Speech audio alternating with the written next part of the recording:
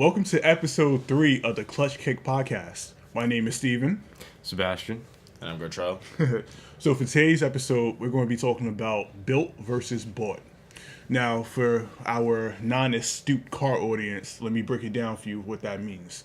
So, an example of a built car would be taking something like a Honda Civic and making it rather faster and overall better performance to match up with something such as a Ferrari 458.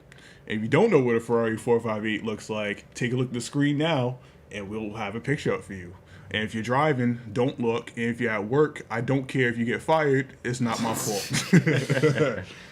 But you probably should look anyway so you don't know what we're talking about. Now, we'll insert a picture of a built car. It will go to Gartrell's Evo. So you want to talk about how my car has been built? Is that what we're gonna start off with, or? No, actually, I'll start it off first and give an example of my philosophy on how I feel about built versus bought.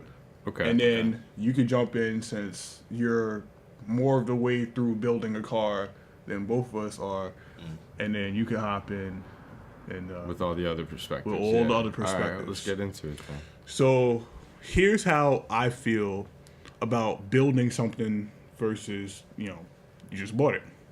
So let's say, for example, you take my car, and then you take a GT3 RS. Once again, look at the screen, because you probably don't know what I'm talking about, but now you do. So let's say I put 40, 50 G's into the car. Oh, nah, that's probably too much. Let's drop it down to 30, right? I might very well be able to get my car to the performance level of a GT3 RS around the track. It's possible. Close. Anything's Maybe. possible. Yeah. On the right track. Okay, yeah. You might not be able to fully exploit the RS's capabilities. Maybe Okay. maybe to an extent. Okay. Hypothetically. On the right day, the right track. Maybe it's wet out. Okay, all right. Bad tires on the 911. Hypothetical. Off day for the driver. Yep. Off day for the driver. Woke up on the wrong side of the bed. Yep. Back pain and everything. So let's say we have that. And, for the folks out there, like say you put 30 G's into the car and suddenly my car is as fast as a $180,000 car. That's pretty much what I'm getting at. Just to give some background for you folks so you're not all thrown off and confused. So here's what I'm thinking though. To me, building a car is cool up until a certain point where the car is so undrivable that while you're on the same level as the bought car, you kind of compromise the built car. So let's say it's my car, and what example you guys want to use? McLaren. No, actually, no. Let's not go with McLaren. Let's go do a M4 GTS. Okay. With the roll cage. Okay.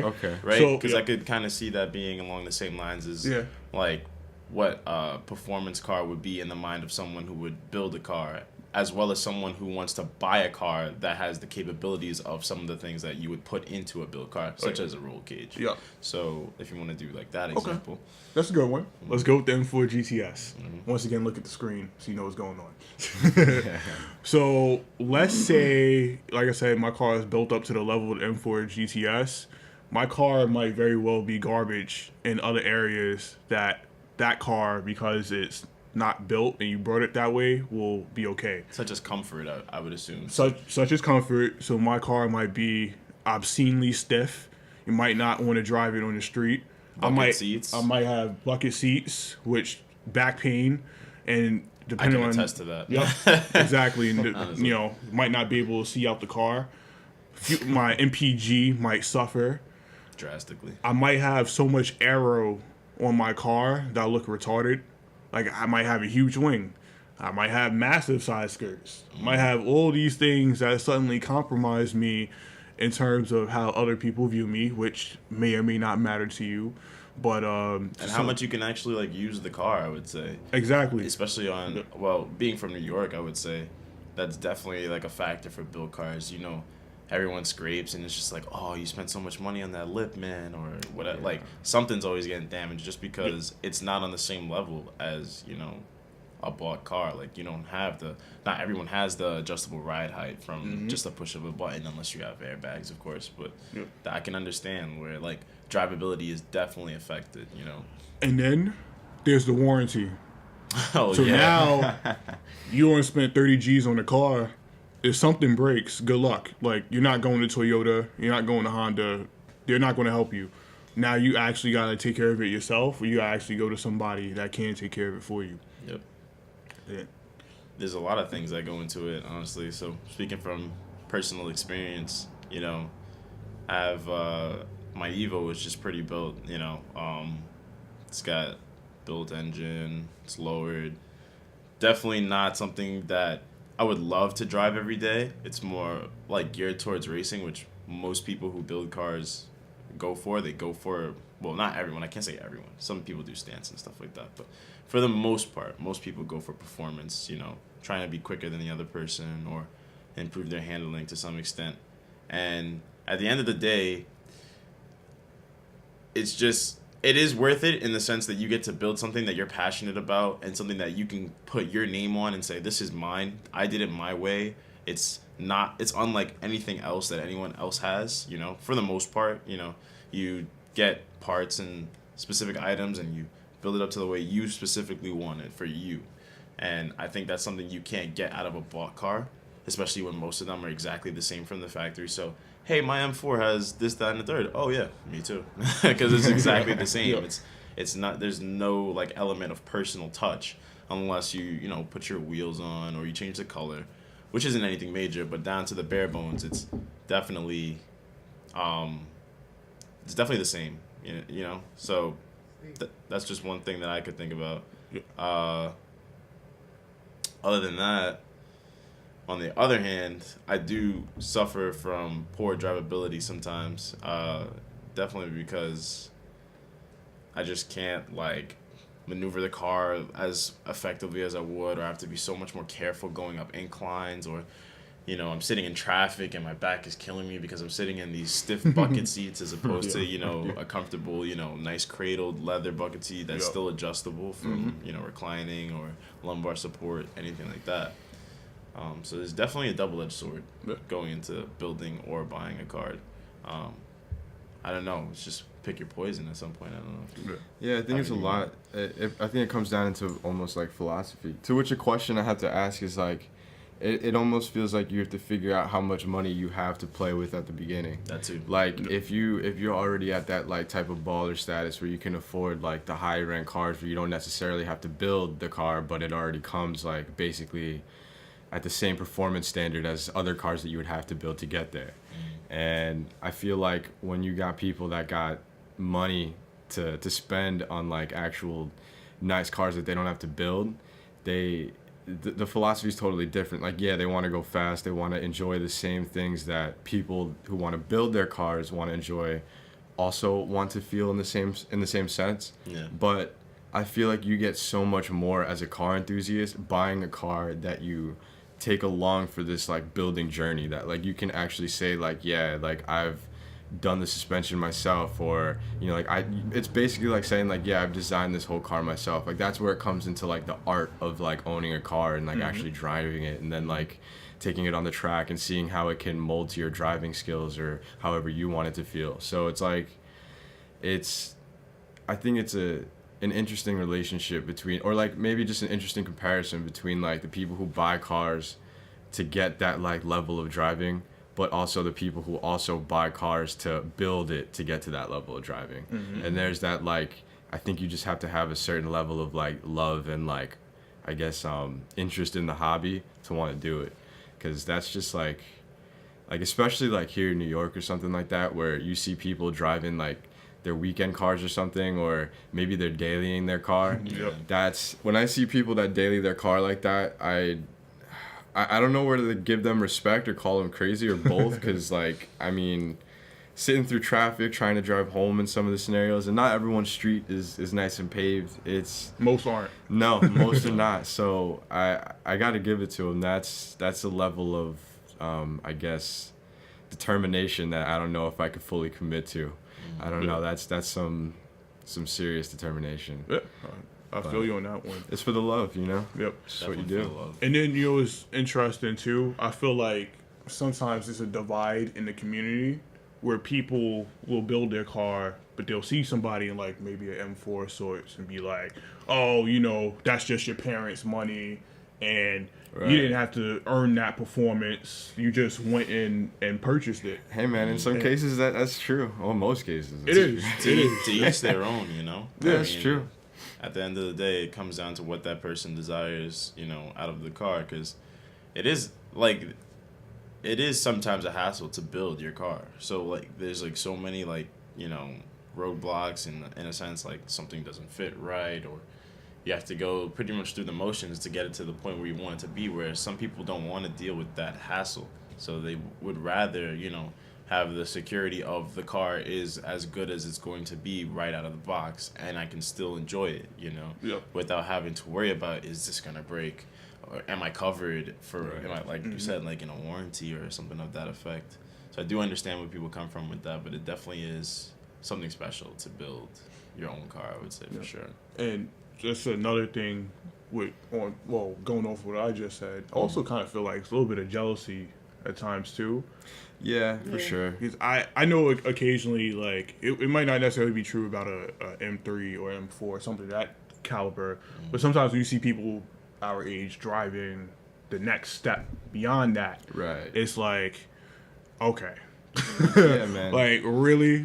That's what we're doing now? I mean, I've seen some kids like my age driving around with like AMGs, like some real nice high-end, like, upper tier cars that are like, wow, I wish I could retire with a car that nice, you know, like, and he's driving it around, like, flaunting it at 24, 25, and I'm like, I can't lie, I'm a little jealous, but, Flexing, you know, exactly, but, you know, it is what it is, and if I could build my own car to be as fast as that car, and have, like, I guess the history of, like, building my own car behind that in my mindset, knowing, like, I did this, like, this is my artwork, like, it's almost like making your own painting, except you can drive it and you can feel it and you can, like, do things with it. I don't know, it's really rewarding in my perspective. I agree with you. So, all right, how about this? Give me 3 cars that you want to build in the future. Wow, that is pretty tough. I'll narrow it down a little bit for you. Let's keep it JDM. I'll keep it. I'll try to keep it JDM, but I may throw in €1. Okay. Just maybe. Just give me a second. Definitely, I feel like everyone at some point in their life has to build, if not a Supra, a 2JZ platform. So, you know, like, regardless of the shell that you're using, you know, you can have like a Z, for example, with a 2J swap, or which is very common actually, or 1J swap, or even like a S chassis with a RB in it or something like that.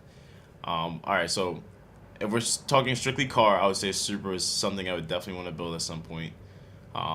It's crazy how expensive those things are still. You know, like $40,000. You almost question, is that bought or is that is that built at the end of the day, you know? But okay, so I would say a Supra.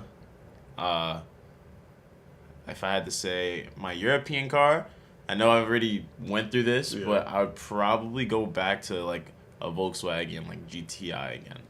I feel like that's like a really like fun base to drive, just like turbo or the V6 version, the R version. I feel like those would be great cars to build, especially because they'll incorporate a little bit more of the comfort aspect that most people crave, while still achieving that performance aspect. So it's kind of like a middle ground, the best of both worlds, as opposed to, you know, Supra with the cage and, you know, one giant, you know, 60, 70 trim turbo pushing like all the boost, not even just a little bit, you know. At least with this, your seats have heat warmers. Yeah, exactly. And then if I say a third one, I would say, honestly, just for the sheer amount of like customization, like the amount of things you can do to this car, or actually this brand of cars, I should say, not even, because I don't think I would choose just that one car, but definitely a Honda.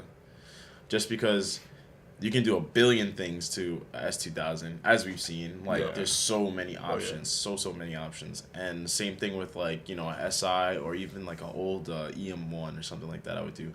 Or a Bubble.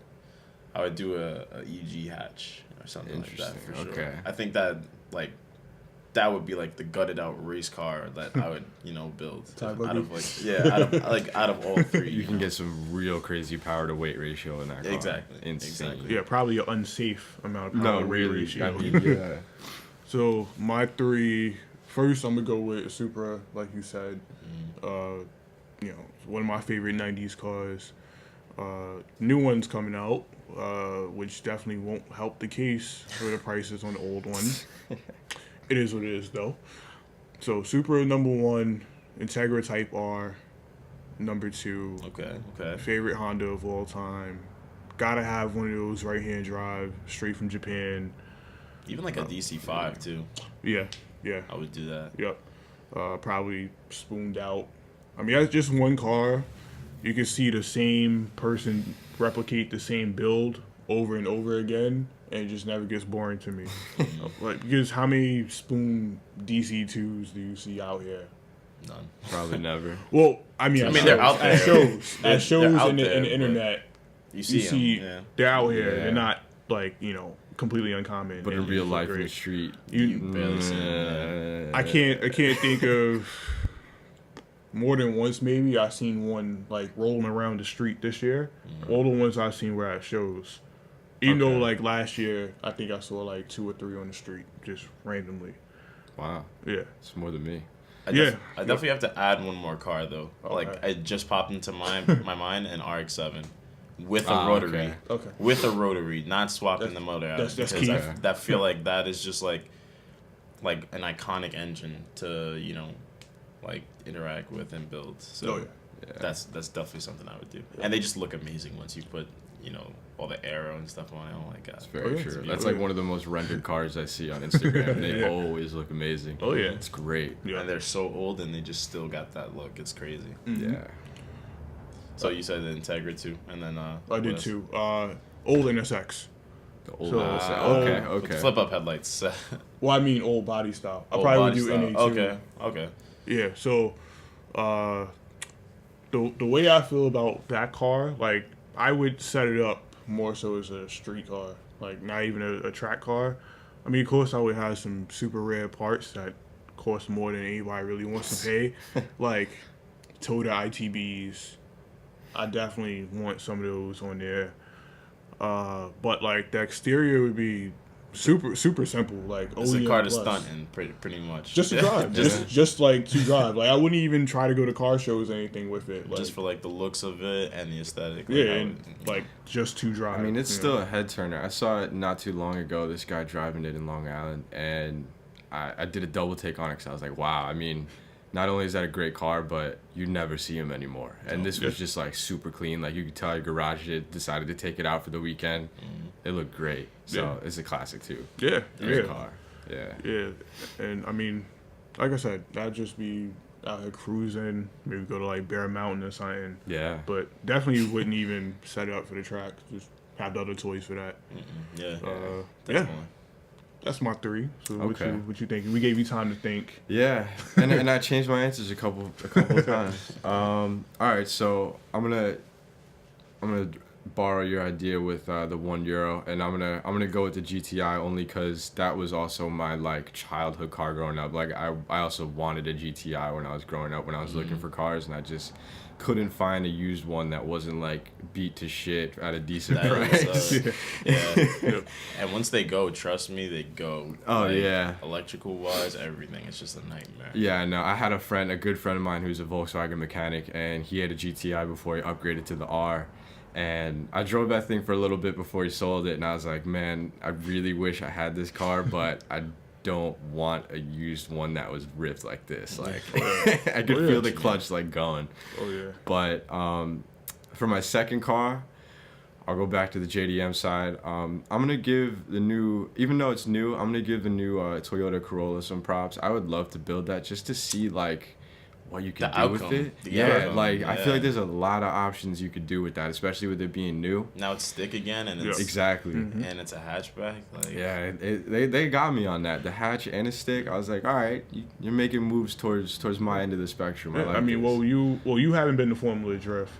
Nah, but not yet. I know that Frederick Osbo's Corolla is like at least 950 horsepower. Jesus Christ. And of course it's rear-wheel drive. Of course. And yeah. they flipped the engine rather than being sideways, like they turned it straight. Oh, the really? four-banger, yeah. Interesting. And he won the championship a few years back in the TC, I think. But now he's in the Corolla. And like I said, I've seen it live in effect, and it's a real deal. Damn. It's a real deal. I'd love to see that. Oh, yeah. That would be pretty cool, though, now that I think about that. Especially with it being a fairly new platform. Yeah, I'd like to see happening. the outcomes on that. Like, I'm curious to see what happens with the future of that. Like, with what other people build that into. I've seen crazy stuff, like people build like Priuses and stuff. Like, so Yeah, I've seen that it's too. definitely- It's interesting. There's definitely there's options for like every car. I guess you could Then say. there's the It's Prius just- race car. Yeah, The V8. that's true. V8 Prius. Kind of sounds like an oxymoron. A Prius race car. It does. But then you see it and you're like, how Race they, car? like, who even Damn. thought about it works though, Yeah. so. It's people thinking outside the box. Got to give it to them. And that's what building is all about, and thinking outside the box, being able to put your own touch on something that's probably never been done before, you know. Yeah, People, that's I've very seen a smart car, like, Yeah, modded, that's true. like that's something you would never see, but then you see it and you're just like, wow, like he did his thing on that, you know. And it's just like you never see that anywhere else. So it's like his personal car. No one can say anything like towards that. That's mine. I put my touch on it. Yeah. You can look anywhere in the world, but there's not one like this. You Yeah. know? Oh, you're that's, right. That's definitely what you get to It's say like at the that end of the dude day. who put the Hayabusa inside the smart car and just Like, that- just flew. Yeah, like If stuff you like put that. wings on seems that, so- you'd be taken off. seems Like, so scary. Like, it does.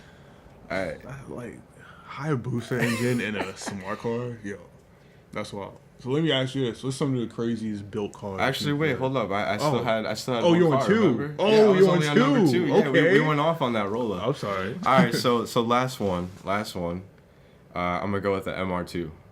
Okay, that's I W20. would Okay. love to Okay. build a mid-engine and just like to the max. Like I want to see how far I could take it. Drop and a K just, in it. Yeah. Yeah, K-turbo.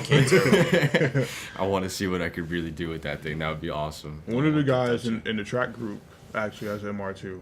Oh yeah, so he'd be a good dude to talk to. Yeah, Let's see. absolutely. Yeah, oh for sure. It's a pretty cool car. I didn't think of that. Yeah. Yeah. I mean, how many mid-engine cars has Honda really come out with? Toyota. Toyota. I'm yeah. sorry, Yeah, Toyota. yeah. That's right. Can't really think. No, it's it's just probably- that one, right? yeah. Me sure it's about it. And it's lower end and rear wheel drive. That's like something Toyota hasn't done pretty much ever again until just now with the FRS. Yeah. Right. Yeah. So like it's It's I one- feel like the FRS is like the child of the MR2, and I'm gonna continue to say the Celica. But like that's off on a tangent. But Okay. that's just my 2 cents on it. But the car, the FRS, the 86 platform is just it's solid. Oh man, yeah.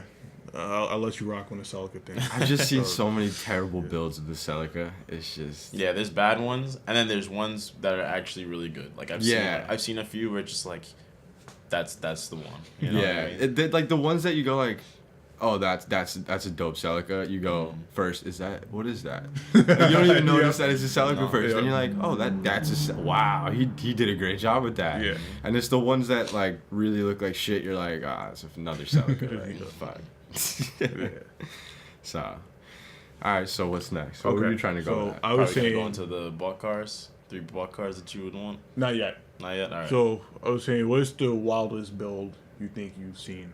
I'll go first just to give you some time to think. So, I think the wildest one I've seen was Ryan Turk's GT 4586, which we'll put a picture up for everybody. Go ahead and look at your screens now. He took my car essentially and put a Ferrari engine in it, and like the engine doesn't even fit in the car, like the intake manifolds above the hood line, and he got some crazy piping. Like it's the Exhausts out the fenders. Yo, it's like the nuttiest thing you've ever seen in your life. And like the fact that he actually takes it to drift events, he'll drift it and do demo videos and demo rides and stuff is just nutty. Like, of course, with my car, there's plenty of swaps. You swapped pretty much everything. From Yeah, but that was just not done ever. Yeah, and I don't think anybody's gonna do that again. But you know, we have some backing. You can make things like that happen. I'm sorry, I just gotta think like how did that idea even spawn? Like, was he just chilling like one day with his boys and they're just fucking around, and then he goes, "I'm gonna put a Ferrari engine in my car. I'm gonna do it. Let's do it." And then they just fucking do it. Like, like I want to know how that idea comes about, because that just seems like so like like out of there. But that's the great part about building a car. Like, you can think of that shit, then make it happen, and then like, wow, it just materializes. Fuck, man, that's nuts. I think I have a couple actually. Most of them are not the same exact car, but they incorporate the same like aspect of building it, and it has to do with the turbo. And I've seen RX-7s with like fucking four, excuse my language, 4 turbos. Like, how do you like, and they like sit in the engine bay and they look fine, and car runs and it's a beast. Like, I've seen S chassis with 4 turbos. I remember that one. Like, yes, 4, like 1, 2, 3, 4. And the amount of piping that was there was it's just ridiculous. It didn't make any sense. How does that? It's insane. Don't try to wrap your head around it right insane. now. Do they get constant like PSI pressure in 4 turbos? Like, how are you getting? I don't know. That's just go home and sleep on that one. Right? And I've seen. And I think I was scrolling down Facebook the other day, and I come across this build. I'm like, what is this? And I'm looking, and it's an S chassis, not with 2, not with 4, but 3 turbos. But the way they were mounted is what makes it one of the craziest builds I've ever seen. So pretty much, he had I'm pretty sure, an LS motor in the car, twin turbos, right? So you have one on each bank. Right. And then to add a 3rd turbo, it goes up above the engine and sits probably right in front of the passenger's face if you were to be sitting there. So like, it's just like a fat turbo just above the engine and right there in your windshield. And the only thing that is, it's a driver car, because if you sit on the other side, it's just, what am I looking at? I'm looking at a glowing exhaust. Like, that's pretty much what it is. And he explained it as like having like the 2 smaller turbos feed the bigger turbo, and that just makes up for all the lag, and I just have like instant boost. And that was his logic behind it. Wow. And it worked. So that's just like some of the nuttiest stuff that I've seen. Like, when you just out of the box, like 1, 2, 3, 4, more than 2 turbos is just my mind's blown. Yeah. How you make that work. But those are some of the crazier builds that I think I've seen. Wild. What you got for us? There are a couple builds that I think were crazy. I want to say, I know you remember Hendo's V8 bait, that the STI. Oh, his 650 horsepower. That shit. STI. Only because I've seen it in person. That shit was phenomenal. Like, and I stood behind it, and he just gave us a couple revs on that shit, and I don't think I heard what he said afterwards.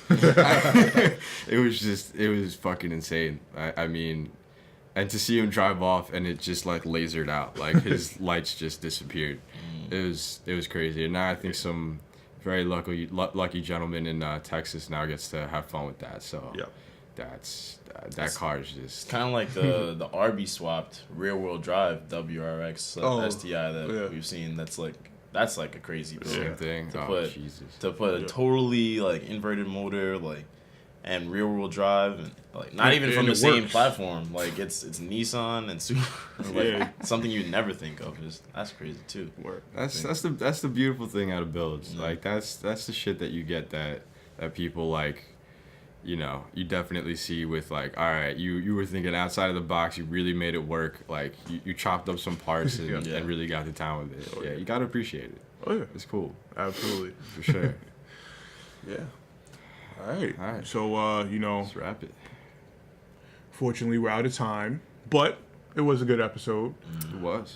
You know, I like to say thank you to Tough Club for providing a banner.